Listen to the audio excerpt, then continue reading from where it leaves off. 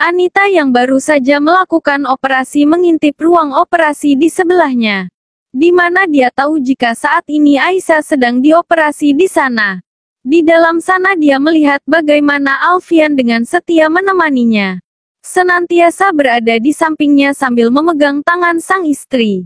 Hatinya tentu saja sakit. Semakin merasa jika menginginkan Alfian kembali padanya sangatlah tidak mungkin terjadi.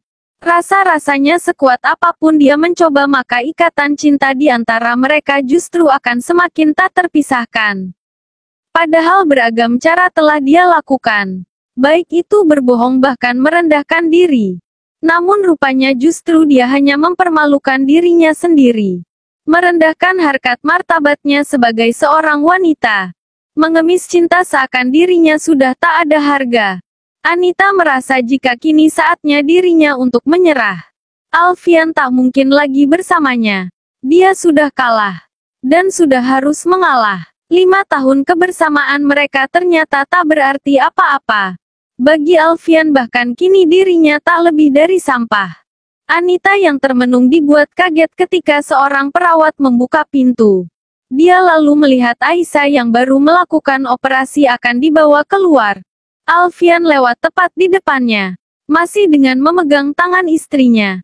Mantan kekasihnya itu bahkan tak menyadari kehadirannya. Alfian kaget. Dia melirik sekilas Anita yang memanggilnya. Namun tak menghentikan langkahnya. Dia tetap melanjutkan langkahnya menemani Aisyah yang akan dipindahkan ke ruang perawatan. Anita terlihat kecewa. Aku hanya ingin bilang, aku sudah merelakanmu dengannya. Anita menahan air matanya. Siti duduk sambil menundukkan kepalanya. Di sebelahnya ada Yusuf yang sesekali melirik istrinya. Keduanya duduk di bangku taman rumah sakit. Siang itu di bawah rindangnya pohon. Mereka bertemu setelah pertemuan terakhir mereka yang membicarakan tentang perceraian keduanya. Mas tidak akan menceraikanmu. Yusuf melihat Siti. Siti menghela napas panjang. Aku tetap minta cerai mas, jawab Siti pelan. Tapi mas tetap tak akan menceraikanmu. Siti langsung melihat suaminya. Itu berarti kita akan bertemu di pengadilan. Yusuf terperangah. Kenapa kamu ngotot sekali ingin bercerai dari mas? Apa karena hasutan keluargamu? Siti kaget. Dia tak percaya suaminya menyalahkan keluarganya. Kenapa mas menyalahkan orang lain?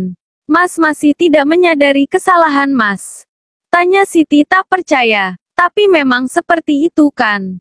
Keluargamu yang menyuruhmu meminta cerai dari mas. Apalagi adikmu Aisyah yang pandai bicara itu. Lagi pula apa salah mas padamu? Mas menikah lagi. Kamu kan sudah setuju waktu mas meminta izin untuk menikah lagi. Siti langsung menggelengkan kepalanya. Tidak ada satupun keluargaku yang menyuruhku bercerai dari mas. Termasuk itu adikku Aisyah atau siapapun itu. Mas menikah lagi memang tidak salah. Saya memang mengizinkan mas waktu itu untuk menikah lagi karena mas berjanji akan berbuat adil. Tapi pada kenyataannya justru tidak. Saya lebih banyak makan hati karena mas yang lebih cenderung memperhatikan istri muda mas yang lebih muda dan cantik. Mas ingat ketika mas baru saja menikah dengan Ayu, mas tidak pulang ke rumah seminggu. Waktu itu saya masih hamil. Saya meminta mas pulang karena merasa perut saya sakit. Tapi mas tetap tidak pulang. Karena mas masih berbulan madu di rumah istri kedua. Hingga akhirnya mas pulang tapi terlambat. Saya mengalami keguguran. Saya selalu mencoba untuk ikhlas. Tapi mas tidak pernah mencoba untuk adil. Mas lebih condong pada Ayu dalam segala hal. Dengan dalil mengikuti sunnah Rasul. Mas menikah lagi. Tapi pada kenyataannya saya kemudian yakin jika mas menikah hanya karena nafsu dan syahwat yang terselubung. Saya tak menerima hal itu. Itu alasan saya ingin cerai dari mas. Yusuf terdiam. Lagi pula kenapa mas berat hati menceraikan saya? Mas masih bisa mencari istri lain lagi.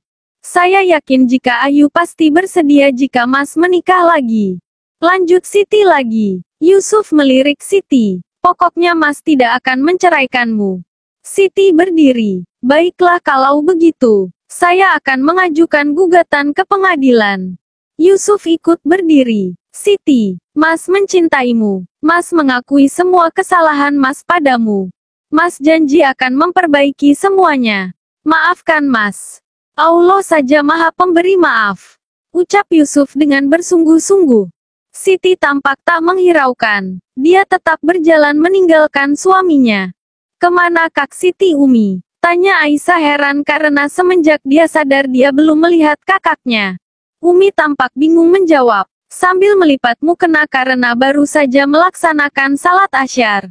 Akhirnya Umi menjawab walaupun dengan ragu. Suaminya datang ke sini. Aisyah kaget. Kak Yusuf ke sini. Mau apa? Umi tidak tahu nak. Jawabnya sambil menghampiri Aisyah. Aisyah tampak penasaran. Beberapa saat kemudian, pintu terbuka. Siti masuk menghampiri adiknya. Kamu sudah sadar dik? Bagaimana keadaanmu? Siti memegang tangan Aisyah. Alhamdulillah kak. Kakak dari mana? Siti tak menjawab hingga kemudian terdengar suara ketukan pintu. Umi segera membantu Aisyah memakaikan cadar, seakan sudah tahu jika yang datang mungkin saja adalah Yusuf menantunya. Benar saja, Yusuf masuk. Dia berjalan menghampiri semuanya lalu bersalaman dengan Umi. Yusuf tampak berbasa-basi menanyakan kondisi kesehatan Aisyah.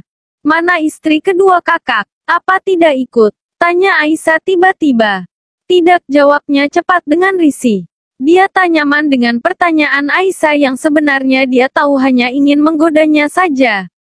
Yusuf langsung melihat Umi. Oh iya Umi, maksud kedatangan saya ke sini ingin meminta maaf kepada Siti dan keluarga. Saya harap Siti membatalkan keinginannya untuk bercerai. Umi dan Aisyah langsung melihat Siti. Kami menyerahkan semuanya pada Siti.